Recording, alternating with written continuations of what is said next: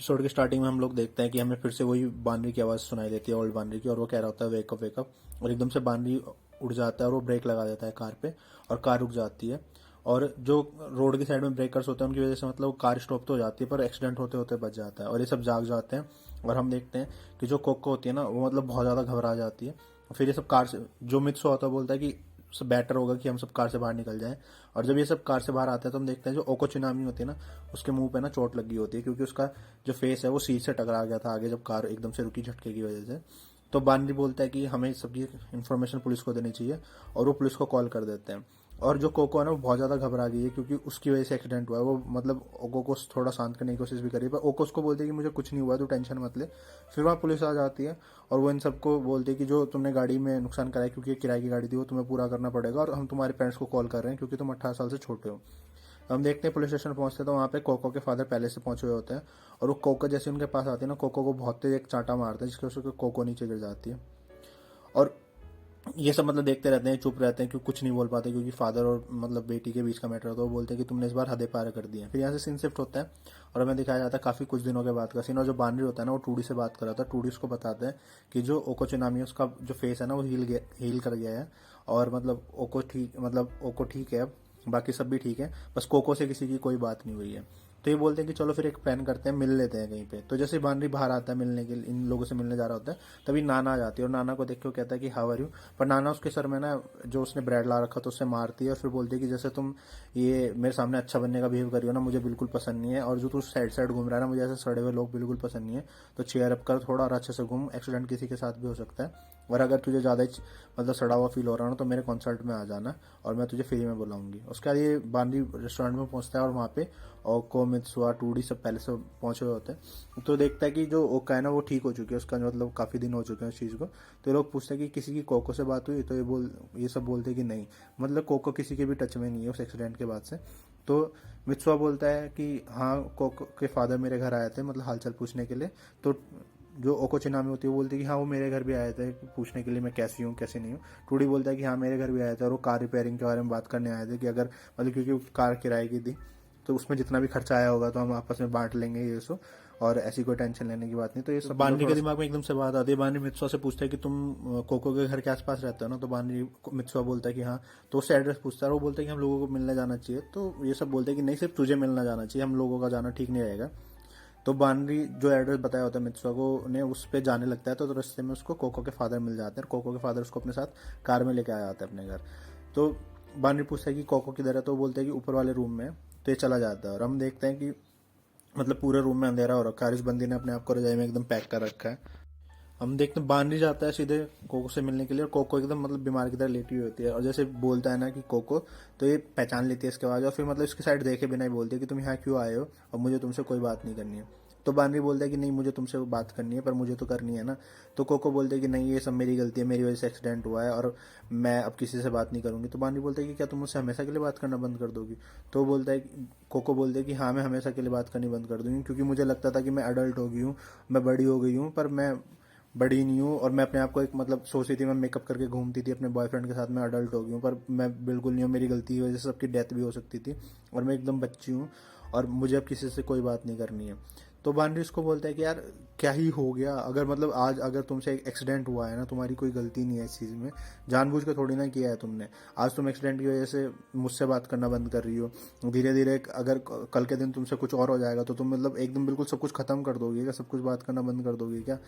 तो एकदम से हम देखते हैं कोको को बहुत गुस्सा आता है, और कोको ना बानरी की साइड घूमती है, और वो जो पिलो पड़ा था उससे उठाती है और बानरी पे अटैक करती है, और वो बोलती है कि तुम्हें मुझे सब बोलने का कोई हक नहीं है।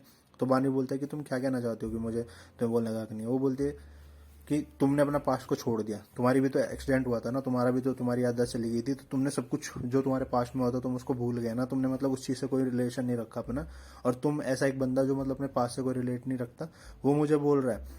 तो बानरी उसको बोलता है कि ऐसा कुछ नहीं है, ठीक है, मुझे कि अपने पास से कोई मतलब नहीं है, तुमने मुझे बोला था, तुम मेरे सामने रूम पे आई थी, तुम मेरे सामने रोई थी, तुम गिड़गिड़ाई थी कि तुम बिल्कुल पास्ट को याद मत रखना, तब मैंने अपने पास्ट को पढ़ना, मैं अपने पास्ट से कभी नहीं भागा हूँ। तो कोको बोलते हैं कि तुमने मुझे बताया था कि तुम पास्ट में लिंडा को पसंद करते थे, और कभी कभी अभी भी तुम्हें लिंडा को मतलब ऐसे याद करते हो, तो क्या करती मैं, मतलब अगर तुम लिंडा को याद करती तो तुम्हें कहती कि तुम पास्ट के पीछे घूमते रहो। तो वो बोलता है कि इन चीज़ों का अब इस टॉपिक से कोई लेना देना नहीं है, तुम हर से एक एक्सीडेंट हुआ, उस चीज़ को छोड़ो, जाने दो, बात ख़त्म करो। तो ये मतलब बानरी पे मतलब बहुत गुस्सा दिखाते हैं, उसको पिलो विलो से मारते। तो बोलते हैं कि जैसे जैसे तुमने मतलब सब कुछ छोड़ दिया, तुम एक दिन मुझे भी छोड़ दोगे, तुम अगर अगली बार तुम्हारा कभी एक्सीडेंट हो गया तो नेक्स्ट एक्सीडेंट के बाद तो तुम मुझे भी भूल जाओगे। तो बानरी बोलता है कि तुम क्या कह रही हो। तो वो बोलती है कि हाँ, मुझे एक सपना आया, मतलब इसने एक ड्रीम देखा, उस ड्रीम में इसने देखा कि मतलब कार में बानरी के साथ जा रही है और कार कहीं पर रुकती है और कार में से ये बाहर उतरती है और वो कार ना बानरी को लेके चली जाती है। तो बानरी बोलता है कि तुम सिर्फ एक ड्रीम की वजह से डर रही हो, तो मतलब ऐसा कभी नहीं होगा कि मैं तुम्हें पसंद करता हूँ, मैं तुमसे प्यार करता हूँ, और ऐसा कभी नहीं होगा। और नेक्स्ट टाइम अगर तुम्हें ऐसा कोई ड्रीम आता है ना, तो कोशिश करना कि तुम उस कार में बैठी रहो, और मैं भी कोशिश करूंगा कि मतलब अपने पास्ट को मतलब जैसे भी जैसे हैंडल करने की। और फिर इसको काम करने की कोशिश करता है, थोड़ा समझाता है इसको कि यार ऐसा कुछ नहीं है, जो हो गया सो हो गया, मैं तुम्हें कभी छोड़ के नहीं जाऊंगा। और मतलब इसको थोड़ा समझाता है ये। अब ये दोनों बात ही कर रहे होते हैं और ये इसको समझा ही रहा होता है। तो जो बानरी होता है ना, वो कोको को ना गले लगा लेता है। अभी इसको मतलब थोड़ा काम करने के लिए एकदम से बानरी पीछे देखता है दरवाजे पे, तो जो कोको के फादर होते हैं ना, वो खड़े होते हैं और ये सब चीज़ें देख रहे होते हैं। तो बानरी एकदम मतलब घबरा जाता है, बानरी रिएक्ट नहीं कर पाता है कि मतलब वो क्या बोले। तभी मतलब वो कोको को इशारा भी करना चाह रहा होता है कि मतलब कि तुम्हारे फादर वहाँ पे खड़े हैं। तभी ना जो उनकी कैट होती है कोको की, वो मतलब आ जाती है ऊपर, और वो मतलब जो कैट अपनी म्याऊं की आवाज़ करती है, तो उससे कोको को पता चल जाता है कि मतलब कोको के फादर ऊपर है। तो कोको पूछती है बानरी से, बानरी क्या मेरे फादर ऊपर हैं, मतलब आ रखे हैं। तो बानरी बोलता है कि नहीं नहीं, यहाँ कोई नहीं है, यहाँ पे सिर्फ मैं और कोई नहीं है। तो जो कोको के फादर होते हैं ना, वो एकदम से चिल्ला पड़ते हैं कि नहीं नहीं, मैं तो बहुत देर से यहीं पे खड़ा हूँ और ये तुमसे झूठ बोल रहा है। तो जो कोको और बानरी होते हैं एकदम से झटके से अलग हो जाते हैं। और जो कोको के फादर होते हैं वो कोको को बोलते हैं, देख मैंने कभी तुझसे झूठ नहीं बोला, और ये लड़का तुझसे झूठ बोल रहा है अभी से, इस पर तू कैसे बिलीव कर सकती है, ये दो मतलब ऐसे मतलब उसको चिढ़ाने लग जाता है। तो जो जो कोको होती है ना, वो फिर से रोने लग जाती है कि मुझसे ये सब चीज़ें नहीं झेली जाती है और मुझे बहुत गुस्सा आ रहा है। फिर वो बहुत जोर जोर से रोने लगती है। तो बानरी कोको के फादर के पास जाता है, वो बोलता है कि आप ये सब क्या कह रहे हो। तो बोलता है कि क्या लंच टाइम हो गया था और मैं तो सिर्फ तुम्हें खाने के लिए इनवाइट करने आया था और तुम झूठ बोल रहे हो। तो वो बोलता है, उसके सामने मतलब रामन जो मैगी वैगी रेमन वगैरह का पैकेट होता है उसको दिखाता है बानरी को, और बोलता है कि जा और उसे मेरे लिए बना के ला।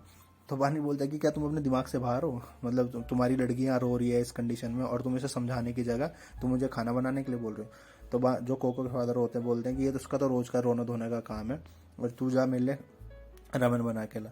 तो बानरी पूछता है कि तुम्हारी किचन किधर है। तो वो बोलता है कि नहीं, इधर लेफ्ट में चले जाना नीचे जाके।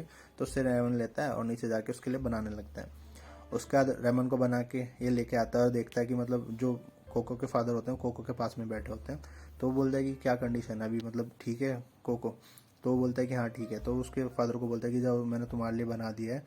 तो कोको के फादर वहाँ से खड़े उठते हैं और चले जाते हैं। तो कोको के पास आके बैठ जाता है बानरी थोड़ी देर के लिए। और जब बानरी कोको के पास आता है ना, तो वो देखता है कि जो कोको है ना वो सो रही होती है और वो मतलब थोड़ा डर रही होती है, मतलब वो थोड़ा आइडिया लगाता है कि शायद ये फिर से उसी ड्रीम को देख रही है। तो बानरी उसको बोलता है कि हैंग इन देयर, मतलब तुम वहीं पे रुकी रहना और बाहर मत निकलना दरवाजे से। और बस यहीं पे हमारा एपिसोड। तो गाइस यही थी एपिसोड 16 की एक्सप्लेनेशन। वीडियो अच्छी लगी हो तो इसे लाइक करें, शेयर करें और चैनल को सब्सक्राइब तो पक्का ही कर दें। और देखते रहे एनिमे निंजा 2.0 को। Thank you so much.